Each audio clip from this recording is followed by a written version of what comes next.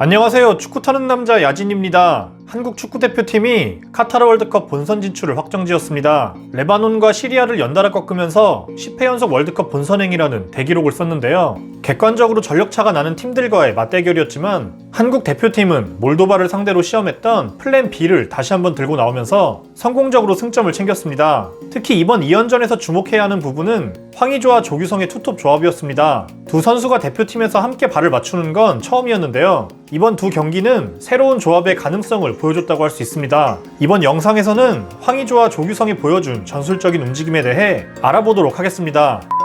한국은 지난 몰도바와의 평가전에서 실험했던 4-1-3-2의 대응을 이번 최종 예선 2연전에서 그대로 들고 나왔습니다. 다만 유럽파들이 합류하면서 주요 포지션에 변화가 생겼는데요. 특히 황의조가 자리한 최전방이 주목을 받았습니다. 두 경기 모두 황의조가 조규성과 함께 투톱으로 나서면서 어떤 역할을 수행할지 관심을 모았는데요. 두 선수는 넓은 활동 반경을 앞세워 빈 공간을 잘 활용한다는 공통점이 있습니다. 따라서 어떻게 이 둘의 역할을 분배하느냐가 중요했죠. 지난 레바논전은 두 선수가 좋은 호흡을 보여줬습니다. 우선 기본적으로 보다 자유롭게 움직인 건 조규성입니다. 조규성은 종적으로, 횡적으로 숫자 싸움이 필요한 곳곳으로 이동하며 상대 수비를 끌어내는데요. 대신 황의조는 상대 수비 라인에 붙어서 전방에 머무릅니다.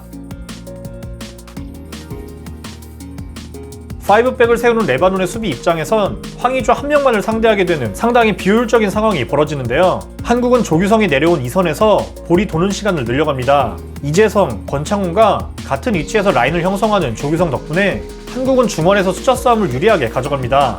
이런 상황에서 레바논의 수비는 중원에서의 싸움을 위해 전진할 수밖에 없습니다. 센터백 중 한 명이라도 전진하게 되면 황의조에겐 기회가 생기는데요. 조규성에게 붙는 수비의 뒷공간으로 황의조가 재빠른 침투 움직임을 가져갑니다. 투톱 중 하나는 숫자 싸움을 위한 폭넓은 움직임을, 거기서 생겨나는 빈 공간을 다른 한 명이 공략하는 것인데 이 같은 원리는 경기 내내 반복됩니다. 측면을 활용한 상황을 보겠습니다. 이 경기에서 두 명의 스트라이커는 활발하게 측면 공간을 넘나드는 모습을 보여주는데요. 조규성은 수비 한 명을 달고 횡적인 움직임을 가져갑니다. 측면 공간으로 수비를 끌고 나오는 것인데요. 이러한 조규성의 움직임은 황의조에게도 볼을 받기 위한 신호나 다름없습니다. 곧바로 볼을 받기 좋은 위치로 움직이는데요.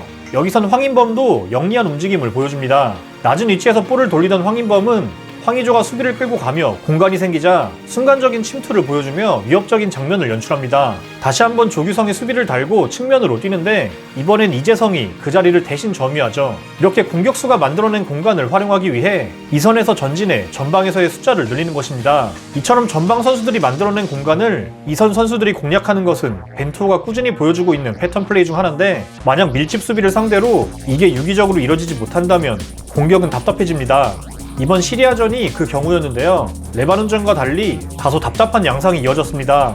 우선 시리아의 수비는 레바논보다 훨씬 조직적이었습니다. 포백의 대응을 유지하면서도 조직적인 지역 방어를 수행하는데요.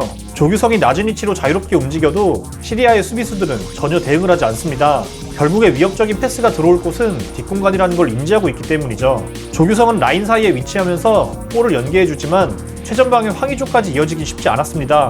이재성이 중앙으로 이동해 어그로를 끌어도 마찬가지입니다. 시리아의 수비수는 본인이 따라 나서는 대신 손짓으로 이재성을 가리키며 미드필더에게 견제를 지시하죠. 이날 황의조는 여러 차례 뒷공간을 노려보는 움직임을 가져가 봤지만 크게 효과적이지 못했습니다. 시리아의 수비수들은 황의조가 공략하고자 하는 공간을 의식하면서 플레이했죠. 시리아전에 선발 출전한 정우영의 부진도 답답한 경기력에 한몫했습니다. 왼쪽 윙어로 나섰지만 기대에 미치지 못하는 플레이를 보여줬는데요. 정우영은 적절한 공간을 찾아 움직이는 데 어려움을 겪었습니다. 공간을 파고들기보다는 측면에 머무르며 패스를 받기 위해 공 가까이로 이동하다 보니 동료들과 동선이 겹치는 모습을 보여줍니다. 넓게 활용할 수 있는 공간을 두고 공 가까이로 움직이죠. 여기서도 이미 삼각구도를 만들고 있는 곳에 머물기보다는 박스 근처 하프 스페이스에서 수비 한 명을 잡아준다면 동료들에게 공간이 나올 수 있습니다. 이번엔 김진수가 전진 패스를 넣어주는 상황인데 황인범과 같은 공간으로 뛰면서 비효율적인 움직임을 보여주죠.